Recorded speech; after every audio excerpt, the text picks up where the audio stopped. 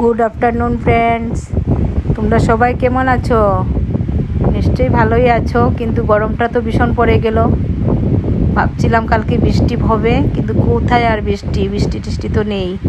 যাই হোক, আজকের রান্না করেছি তোমার থুর বাটা, ওই যে থুর থাকে না, থুরের বাটা করেছি, আর কাঁকরোলের পুর করেছি, আর ডাল করেছি, আর মিষ্টি কুমড়ের ভাজা করেছি, আর সব কিছু দিয়ে একটা মিক্সড সবজি করেছি। ঠিক আছে, তোমরা সবাই ভালো থেকো। আর আজকে তো জগন্নাথের যাত্রা না, স্নান যাত্রা না, আজকে জগন্নাথের স্নান যাত্রার জন্য আজকে নিরামিষ খেতে হচ্ছে, তাই সব পরিষ্কার পরিচ্ছন্ন করে আজকে নিরামিষ খাচ্ছি। ঠিক আছে, তাহলে সবাই ভালো থেকো।